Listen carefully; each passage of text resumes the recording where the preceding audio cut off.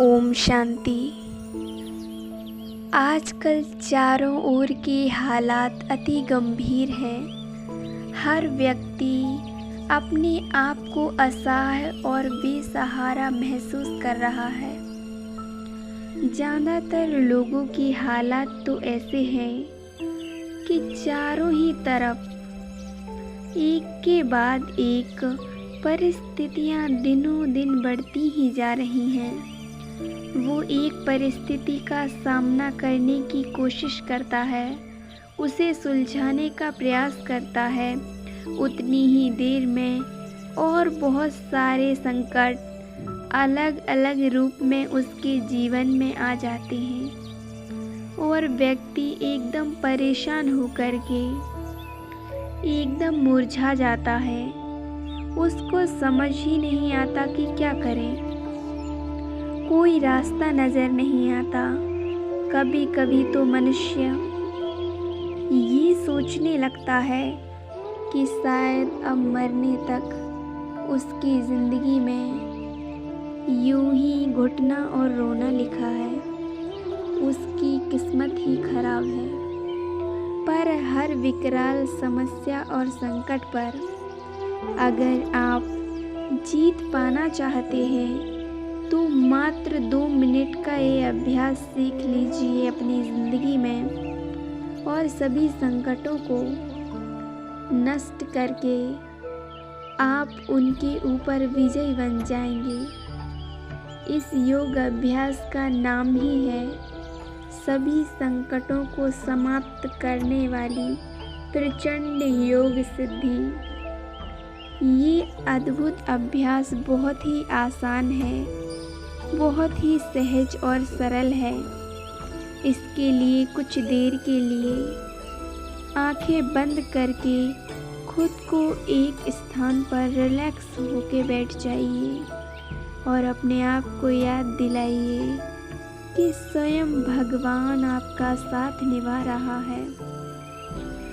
जो सारे संसार का मालिक है, जो सारे विश्व का पिता है, वो हर पल आपका साथी है। उन्होंने आपको संकल्प सिद्धि का वरदान दिया है।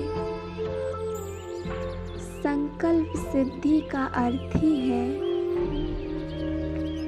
कि जो आप सोचेंगे वो सहज और तुरंत होने लगेगा।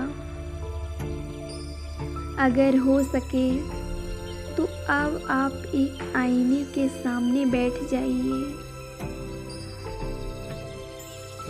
और अपने मस्तिष्क में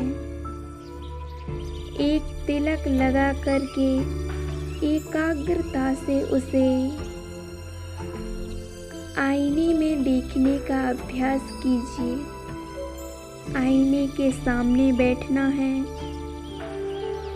और आईने में अपने मस्तिष्क में तिलक को एकाग्रता से देखना है। अब अपने मन में एकाग्रता से एक बात सोचिए कि आपसे सूर्य के समान आपके मस्तिष्क से चारों ओर अग्नि के रंग की किरणें फैल रही हैं, जिससे आपके जीवन के सभी संकट समाप्त होते जा रहे हैं। ये अभ्यास बार बार कीजिए। एक बार आईने के सामने बैठ करके कम से कम आईने में निरंतर देखते हुए 10 बार इस अभ्यास को कीजिए।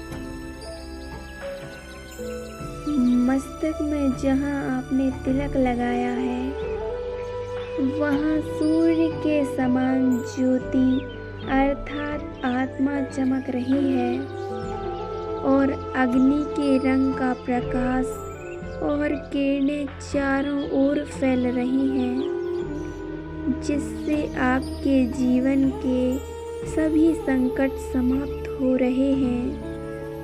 ये अभ्यास 100% आपको टेंशन, डिप्रेशन से मुक्त कर आपके मन को एकदम शांत और हल्केपन का अनुभव कराएगा। ओम शांति।